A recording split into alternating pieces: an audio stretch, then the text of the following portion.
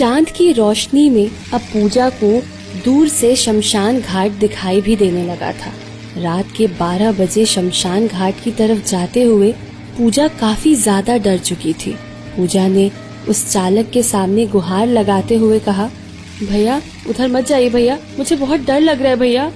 ये सुन चालक ने पूजा से कहा, चिंता मत करो बेटा, सारा का सारा डर अभी कुछ देर में खत्म हो जाएगा। तब तक जीप शमशान भूमि के सामने पहुंच चुकी थी। वहां जाकर जब जीप रुकी तो जीप में सवार सब लोग एक एक करके जीप से उतरने लगे। ये देख पूजा ने कहा, आप लोग नीचे क्यों उतर रहे हैं? मुझे अकेले छोड़कर मत जाइए ना। सब लोगों के उतर जाने के बाद अब पूजा बहुत ज्यादा डर चुकी थी और सिसकियां भर भर के रोने लगी थी। मुझे मेरे पापा के पास जाना है, मुझे मेरे पापा के पास जाना है। तब तक सब लोग जीप से उतरकर जीप की आगे की रोशनी में जाकर खड़े हो चुके थे। तभी शमशान के अंदर से बलवीर बाहर निकल कर आया। बलवीर के हाथ में पैसों की एक गड्डी थी। बलवीर ने उन सभी लोगों को पैसों की गड्डी से पैसे निकाल निकाल कर दे दिए। आखिर में जिस गांव के आदमी को सुरेश ने पहचान लिया था, उस आदमी को पैसे देते हुए बलवीर ने कहा, कल सुबह 5 बजे जगह पर पहुंच जाना। अगर नहीं पहुंचे तो इस शमशान घाट में तेरी लाश पहुंचेगी। ये सुन उस आदमी ने कहा, नहीं नहीं भाई जी, 5 क्या, मैं तो 4 बजे ही पहुंच जाऊंगा। इसके बाद बलवीर ने पूजा को देखा और उसकी तरफ बढ़ने लगा। बलवीर को अपनी तरफ आता देख पूजा और ज्यादा डर गई। जैसे जैसे बलवीर उसकी तरफ बढ़ रहा था, वैसे वैसे पूजा अपनी जगह पर बैठे बैठे ही पीछे खिसकने का प्रयास कर रही थी। लेकिन जीप के अंदर पूजा कितनी ही पीछे खिसकती। बलवीर जीप के पास आया और पूजा को जबरदस्ती गोद में उठाते हुए शमशान घाट के अंदर की तरफ ले जाने लगा। बलवीर ने पूजा को गोद में जबरदस्ती उठा कर रखा था। पूजा रोते हुए लगातार बलवीर की पीठ पर जोर जोर से मार रही थी और रोते हुए कह रही थी, छोड़ दो मुझे, पापा के पास जाने दो मुझे, पापा। कहते हुए पूजा जोर जोर से रोने लगी। तब तक पूजा ने देखा कि वो तो शमशान भूमि के अंदर प्रवेश कर चुकी है और बाकी लोग वापस उस जीप में बैठकर गांव की तरफ चले जा रहे थे। बलवीर उसे शमशान के अंदर ले जाकर नीचे जमीन पर उतार दिया। जैसे ही पूजा गोद से नीचे उतरी, उसने बिना इधर उधर देखे बाहर की तरफ भागने लगी। तभी बलवीर ने भागती हुई पूजा के बाल जोर से पकड़ ली और अपनी तरफ खींच लिया। इससे पूजा की एकाएक चीख निकल गई। बलवीर ने अपने चेहरे को पूजा के चेहरे के पास में लाकर उसे धीमी आवाज में डराते हुए कहा, कहाँ जा रही हो बेटा? अभी तुम शमशान घाट में हो। बाहर घना अंधेरा है और उस अंधेरे के बीच में काले साए हैं। पूजा जो पहले से ही रो रही थी, वो ये सब सुनकर और ज्यादा डर गई। लेकिन तभी उसे अंधेरे के बीच से कोई आता हुआ दिखाई दिया। जब उसने ध्यान से देखा तो वो कोई और नहीं बल्कि यामिनी ही थी। यामिनी को देखते ही पूजा की जान में जान आई।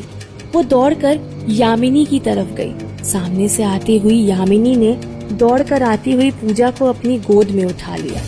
यामिनी की गोद में आते ही पूजा ने रोते हुए कहा, यामिनी चाची, ये लोग मुझे ननिहाल का बोलकर यहाँ ले आए। मुझे घर जाना है चाची, मुझे बहुत डर लग रहा है, मुझे पापा के पास जाना है। यामिनी ने उसे शांत कराते हुए कहा, शांत हो जाओ बेटा, अब मैं आ गई हूँ ना, अब ये लोग कुछ नहीं करेंगे, मैं तुम्हें लेकर जाऊंगी घर। ये सुन पूजा के चेहरे पर खुशी छलक आई। उसने खुश होते हुए पूछा, सच चाची, आप मुझे घर लेकर जाओगे?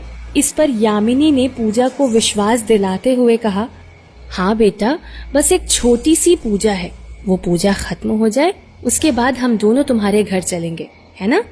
पूजा ने हामी में सिर हिलाते हुए कहा, ठीक है चाची। यामिनी पूजा को गोद में उठाए हुए ही शमशान भूमि के दूसरे हिस्से की तरफ ले गई।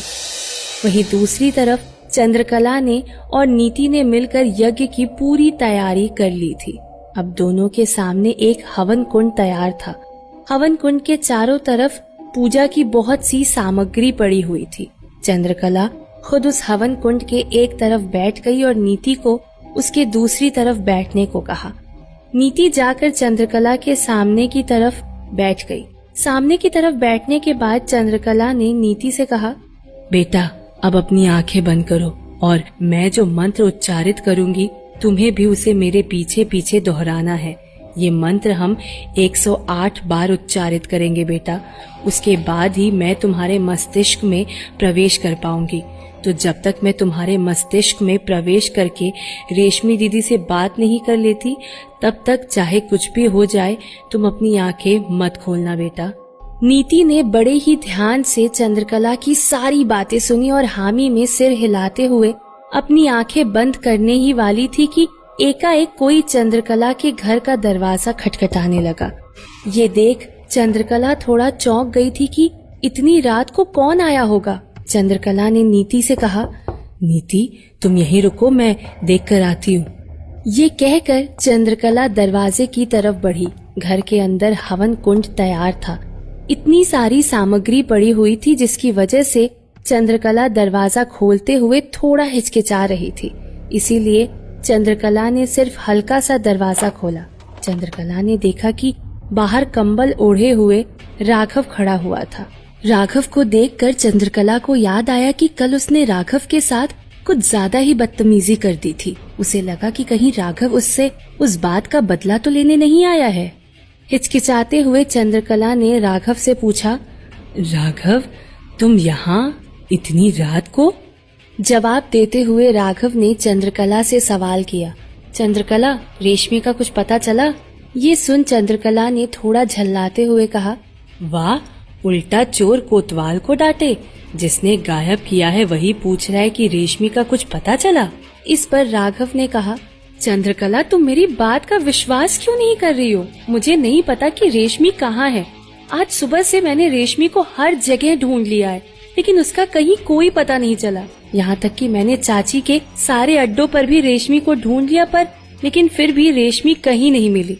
इसीलिए तुम्हारे पास पता करने आया हूँ कि तुम्हें कहीं कुछ पता चला क्या? राघव की बातें सुनकर चंद्रकला सहम सी गई। उसके अंदर एकाएक ये डर कौंध गया कि यामिनी ने रेशमी को कहीं। तभी राघव ने अपनी बात को जारी रखते हुए कहा, चंद्रकला मेरी रेशमी से कभी कोई दुश्मनी नहीं रही है, इसीलिए विश्वास करो मेरा कि मैंने रेशमी को कोई नुकसान नहीं पहुंचाया है। चंद्रकला ने जब राघव की आंखों में देखा तो उसकी आंखों में सच्चाई साफ झलक रही थी। ये देख चंद्रकला ने राघव से कहा, मुझे भी रेशमी का कुछ पता नहीं चला राघव। जैसे ही कुछ पता चलेगा मैं बता दूंगी। अभी तुम जाओ, बहुत रात हो गई है। ये कहकर चंद्रकला ने दरवाजा वापस बंद कर लिया और राघव वहाँ से चला गया। चंद्रकला वापस हवन कुंड के पास में आकर बैठ गई। चंद्रकला ने फिर से नीति को आंखें बंद करने के लिए कहा। जब नीति ने आंखें बंद कर ली तो चंद्रकला ने सबसे पहले पास पड़े घी की एक चम्मच भरी, अपनी आंखें बंद की और मन ही मन एक मंत्र उच्चारित किया। मंत्र पूरा हो जाने के बाद चंद्रकला ने उस घी की चम्मच को उस हवन कुंड में उड़ेल दिया। एक ही झटके में भक करके हवन कुंड में अग्नि जलने लगी। इसके बाद चंद्रकला ने पास पड़ी उस किताब को उठाया और उसमें से मंत्र वाला पन्ना खोलकर हवन कुंड में अलग अलग सामग्री उड़ेलते हुए मंत्र उच्चारित करने लगी। ओम वंग वंग वशीभूतस्य मम मस्तिष्कम स्वाहा। जैसे ही चंद्रकला ने ये मंत्र उच्चारित किया, नीति ने भी चंद्रकला के पीछे पीछे उस मंत्र को दोहराया। ओम वंग वंग वशीभूतस्य मम मस्तिष्कम स्वाहा। इसके बाद काफी देर तक यही प्रक्रिया चलती रही। चंद्रकला वो मंत्र बुदबुदाती और नीति उसके पीछे पीछे उसे दोहराती। अब जब चंद्रकला और नीति को वो मंत्र कंठस्थ हो गया तो चंद्रकला ने उस किताब का सहारा लेना छोड़ दिया और नीति ने भी चंद्रकला के पीछे पीछे दोहराने की बजाय खुद भी चंद्रकला के साथ साथ उस मंत्र को बुदबुदाने लगी। ओम वंग वंग वशीभूतस्य मम मस्तिष्कम स्वाहा। ओम वंग वंग वशीभूतस्य मम मस्तिष्कम स्वाहा। चंद्रकला के घर के चारों तरफ यही मंत्र हवाओं में गूंज रहा था। घर के बाहर मंडरा रहे जितेंद्र और कटीली के कानों में भी इस मंत्र की ध्वनि गूंजी।